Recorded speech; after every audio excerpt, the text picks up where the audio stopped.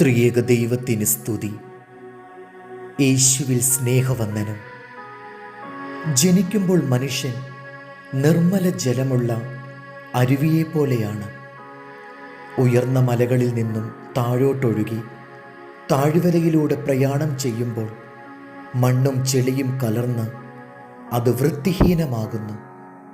എന്നാൽ വെള്ളത്തെ കെട്ടിനിർത്തുന്ന ഒരവസ്ഥയിലെത്തുമ്പോൾ അവിടെ ചെളി മുഴുവനായും അടിഞ്ഞുകൂടി വെള്ളം തെളിഞ്ഞു വരുന്നു. നമ്മുടെ ജനനം കൊണ്ടും നാം ജീവിക്കുന്ന പ്രകൃതിയുടെ സാഹചര്യങ്ങളും മനുഷ്യനെ നല്ലവനാക്കുന്നു. എന്നാൽ നാം തിരഞ്ഞെടുക്കുന്ന സാഹചര്യങ്ങളാണ് നമ്മെ അശുദ്ധനാക്കുന്നത്. നന്മയും ഉയർച്ചയും ഉണ്ടാകുവാൻ നാം ചെയ്യുന്ന പല പ്രവൃത്തികളും തിന്മകളാണ്. തിന്മയ്ക്ക് ആരംഭവും അവസാനവും ഉണ്ടെന്നുള്ളത് നാം മറക്കരുത്.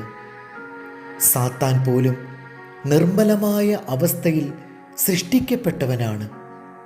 എന്നാൽ സൃഷ്ടിക്കപ്പെട്ട ശേഷം തിന്മയ്ക്കു വേണ്ടി അവനെടുത്ത നിലപാടുകളാണ് ദൈവത്തിൽ നിന്നും അവനെ അകറ്റിക്കളഞ്ഞത്. നമ്മുടെ നിലപാടുകൾ, തീരുമാനങ്ങൾ ദൈവഹിതത്തിനൊത്തവണ്ണം അല്ലെങ്കിൽ വിഷം പോലെ അത് നമ്മെ നശിപ്പിക്കുന്നു. ഞെരുക്കങ്ങൾ, സംഘർഷങ്ങൾ, പരീക്ഷകൾ എന്നിവയിലൂടെ ദൈവം നമ്മെ കടത്തിവിടുമ്പോൾ അവയെ ജയിക്കുവാൻ ഒരിക്കലും തിന്മയെ നാം കൂട്ടുപിടിക്കരുത്. മധുരവും കയ്പും ജീവിതത്തിൻ്റെ രണ്ടു വശങ്ങളാണ്. ഒന്നിനെ മാറ്റി നിർത്തുവാൻ നമുക്കനുവാദമില്ല.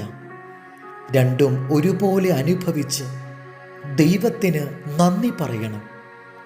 സാഹചര്യങ്ങൾ ഇതിലേതായാലും ദൈവകരം ഒരുപോലെയാണ്. ദൈവം നൽകുന്ന ഏത് സാഹചര്യങ്ങളും ദൈവപ്രവൃത്തിക്കാണെന്ന് നാം വിശ്വസിക്കണം. മനഃപൂർവമായി നാം സ്വയം സാഹചര്യങ്ങളെ സൃഷ്ടിക്കുമ്പോഴാണ് തിന്മ അതിൽ കടന്നു വരുന്നത്. വിശുദ്ധമായത് നായ്ക്കൾക്ക് കൊടുക്കരുത്. നിങ്ങളുടെ മുത്തുകളെ പന്നികളുടെ മുൻപിൽ ഇടുകയും അരുത് എന്ന ദൈവവചനം നമ്മെ ഓർമ്മപ്പെടുത്തുന്നു. വിവേകമുള്ള ദൈവജനമായി പാപം നമുക്ക് ചുറ്റിലുമുണ്ടെന്നുള്ളത് ഓർത്തിരിക്കുക. നമ്മുടെ യാത്രാ ലക്ഷ്യം കാണുന്നതുവരെ ആശ്രയിപ്പാൻ ക്രിസ്തുവിൻ്റെ കരങ്ങളുണ്ട്.